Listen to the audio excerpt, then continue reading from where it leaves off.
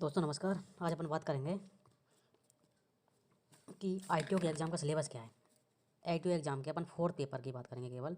इसमें एक तो दो पार्ट होते हैं। पहला पार्ट होता है इनकम टैक्स का, दूसरा होता है एडवांस अकाउंटेंसी का। तो एडवांस अकाउंटेंसी पर अपन चर्चा करेंगे केवल। मान लो अब इसके लिए अपन कहेंगे फोर्थ बी पार्ट, ठीक है। इसमें सबसे पहले होता है अकाउंटिंग साइकिल। अकाउंटिंग साइकिल किसी भी 11th की जो बुक है उसमें मिल जाएगी आपको। उसमें बता देंगे अभी आपको कहाँ कहाँ से कैसे कैसे मिलेगा। फिर आती है पार्टनरशिप फर्म, ये भी आपको ईजिली अवेलेबल हो जाएगी, कोई दिक्कत नहीं आएगी।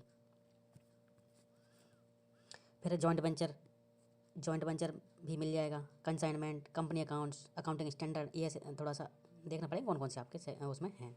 डेप्रिसिएशन एंड हायर परचेज, ये 11th 12th में नहीं मिलेगा, बाद में या हो सकता है किसी दूसरी बुक्स में, किसी पब्लिकेशन वाली में मिल जाए। सब्सिडरी बुक्स, बैंक रिकन्साइलेशन स्टेटमेंट, ये सबसे बढ़िया रहता है। बीआरएस 10 नंबर का लगभग आता है ये, और बहुत ही ईजी होता है ना। एरर्स एंड रेक्टिफिकेशंस, इसके लिए प्रैक्टिस बहुत जरूरी है। एरर्स एंड रेक्टिफिकेशन का चैप्टर है ना।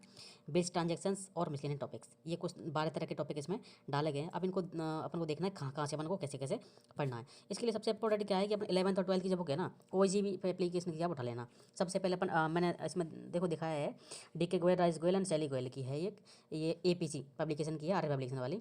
इसमें 11th में और 12th में दोनों में चलती है। तो सबसे पहले मैंने आप इनका फोटो दिखा दिया, जरूर नहीं आप यही खरीदो, कोई दूसरी भी खरीद सकते हो। तो 11th में कंटेंट क्या क्या है, अपने काम के कौन कौन से हैं। इसमें वैसे तो 26 चैप्टर है देखो आप, लेकिन क्या है, अपने काम के कौन कौन से प्रिंसिपल्स, बेसिक अकाउंटिंग टर्म्स, इनका अपन को कोई यूज ही नहीं है ना। प्रोसेस ऑफ बेसिक अकाउंटिंग, और आप इसको देखोगे तो पता चल जाएगा अपन को कौन सी यूजफुल है कौन सी नहीं है। अपन सीधी जनरल कैशबुक और इन पर आते हैं, हल्की हल्की आप पढ़ लेना। अगर आपने पहले नहीं पढ़ी है तो, या फिर कोई हल्का फुल्का छोटा मोटा कोई वीडियो देख लोगे ना, उससे भी काम चल जाएगा। जनरल कैशबुक और ये सब्सिडरी बुक पाते हैं 9th 10th 11th चैप्टर सीधा है ना। फिर 12th अपने काम का है। फिर 13 14 14 देखो बीआरएस है। फिर 15 में डेप्रिसिएशन है। फिर प्रोविजंस एंड रिजर्व्स हैं, ये सब अपने काम के हैं। बिल एक्सचेंज है, रेक्टिफिकेशन ऑफ एरर्स है 18 चैप्टर। फाइनेंशियल स्टेटमेंट हैं, और विद एडजस्टमेंट वाले भी हैं, और स्टेटमेंट नॉन प्रॉफिट ऑर्गेनाइजेशन के हैं, ये सब अपने काम के हैं। अकाउंटिंग फ्रॉम इनकम्प्लीट रिकॉर्ड्स, ये आया हुआ है इनकम्प्लीट रिकॉर्ड्स वाला। उस टाइम जब आया था, ये शायद 2016 में आया था, तो सारे लोग फेल हो गए थे इसमें कि इसके अकाउंट जल गए हैं तो क्या प्रोसेस होना चाहिए, इस टाइप का क्वेश्चन आया हुआ है ना। तो इससे रिलेटेड आपको यहाँ पे मिल जाएगा। अपन ये नीचे जो कंटेंट्स लिखा हुआ है, ये 12th वाली बुक है, ये वाली 12th की है ना। इसमें देखते हैं अपन क्या होता है। इसमें अकाउंटिंग पार्टनरशिप फर्म, इसके फंडामेंटल्स है ना। इसका profit sharing ratio among existing partners है ना। और admission of a partner, retirement और death of a partner, dissolution of a partnership firm. जहाँ तक 5वें चैप्टर तक इसका हो गया, ये फर्म का हो गया पूरा 5वें चैप्टर तक। छठी में issue of shares, issue of debentures, redemption of debentures, ये हो गया कंपनी का। तो आजकल कंपनी वाले अकाउंट्स हैं वो ज़्यादातर आ रहे हैं, है ना।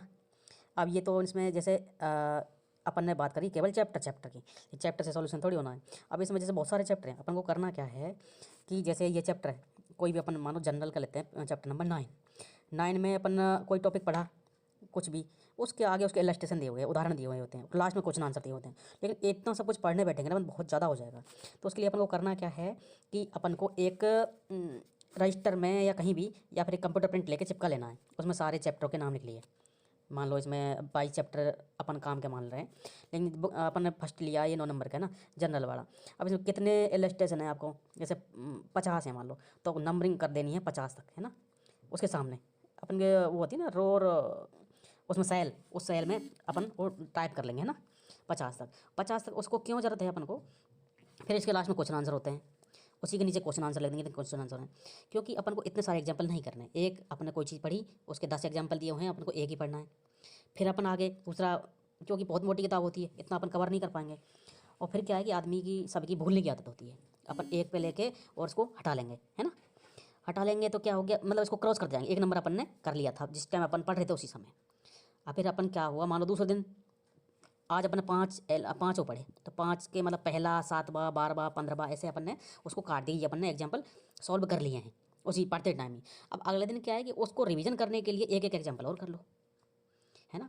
और फिर आप जैसे जैसे चैप्टर पूरा हो जाए तो अगले चैप्टर पर आ जाएंगे। मान लो लेजर पे आ गए अपन, लेजर में चलते जाएंगे तो पीछा हो सकता है अपन को धीरे बोलते जाए, तो उनमें से बीच बीच में कभी उठा उठा के एक एक चैप्टर, एक एक सॉरी इलस्ट्रेशन या क्वेश्चन आंसर कर लिया, जिससे क्या है कि अपना रिवीजन हैंड टू हैंड होता रहेगा। ये इसलिए इंपॉर्टेंट है ना। और इसके अलावा एनसीईआरटी जो दोनों बुक है ना, ये अपन को कंप्लीट ही करनी है ना।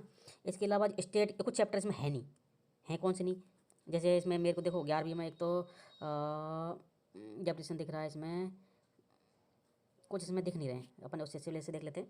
कंपनी का देखो, अकाउंटिंग साइकिल दिख रही है, पार्टनर जॉइंट वेंचर नहीं दिख रहा है इसमें, कंसाइनमेंट नहीं दिख रहा है इसमें, है ना, और हायर परचेज नहीं दिख रहा। ये 2-3 चैप्टर जिसमें दिख नहीं रहे हैं, वो कहीं और दूसरे से अपन ट्राई करेंगे, दूसरी बुक से कहीं से चैप्टर उठा लेंगे, नहीं तो फिर नेट से आप डाउनलोड कर लेना और इसके वीडियोज़ देख लेना। लेकिन प्रैक्टिस बहुत ज़रूरी है, बगैर प्रैक्टिस के कुछ ही नहीं है, आप मान लेना। अब देखो ये कैसे कैसे बनाया मैंने।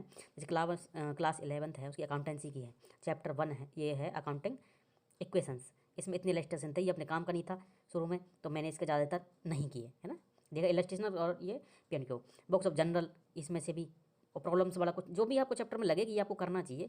कैश बुक, ये लेजर में देखो 12वें नंबर के आगे लिखा हुआ है 1 2 3 4 मैंने काटे हुए हैं, मतलब ये मैंने कर लिए थे। जो आपको लगे कि ये ज़्यादा इंपॉर्टेंट है उनको ज़्यादा करो। ट्रायल बैलेंस एंड एरर्स, इसमें इलस्ट्रेशन भी 8 थे, मैंने 8 कर लिए थे, है ना।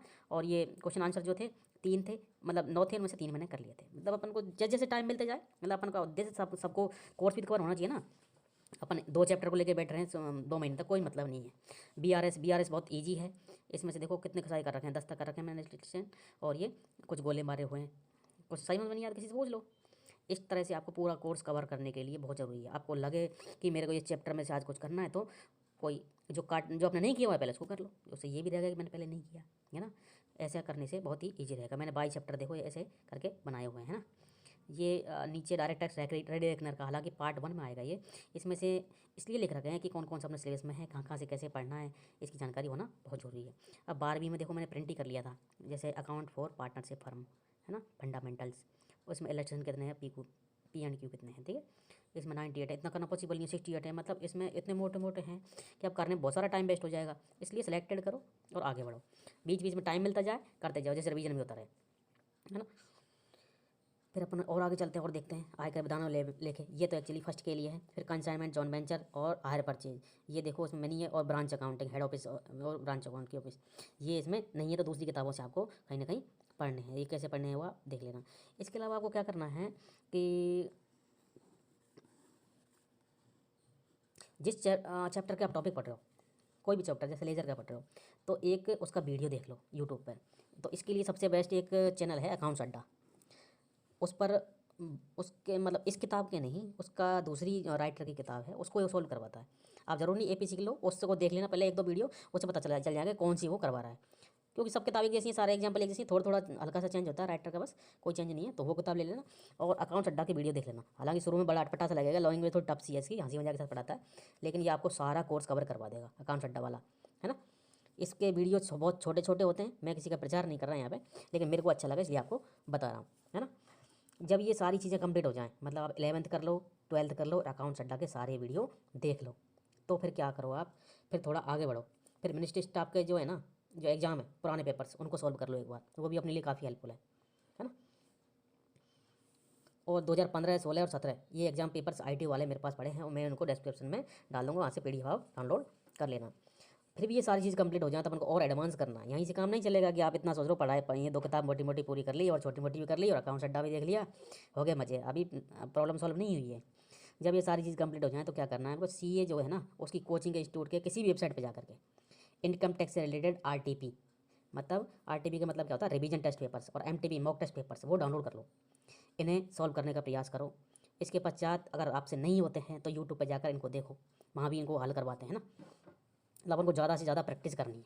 अब ये अपन RTP और MTP डाउनलोड कैसे करें, तो मैंने तो क्या किया कि एक VSIJaipur.com है, विद्यासागर इंस्टीट्यूट जयपुर.com की साइट पर गया, तो उसमें राइट साइड में मीनू दिखेगा, मीनू में जाके मेनू, उसमें जाकर स्टूडेंट जोन में गए तो CA फाउंडेशन जोन, है ना। फाउंडेशन और इंटरमीडिएट के अपने काम आते हैं, है ना। फाउंडेशन में तो होता है principle and practice of accounting, और इंटरमीडिएट में क्या है कि पेपर 1, 4 और 5, मतलब अकाउंटिंग, टैक्सेशन और एडवांस अकाउंटिंग, ये अपने काम के होते हैं। तो अपन को दूसरे जो काम के हैं वही देखने हैं। उसमें भी सेम मान लो कोई GST का हुआ टैक्सेशन में, तो GST का करना ही नहीं है, कोई मतलब ही नहीं है अपना, तो इनकम टैक्स को पकड़ना है अपना केवल, है ना।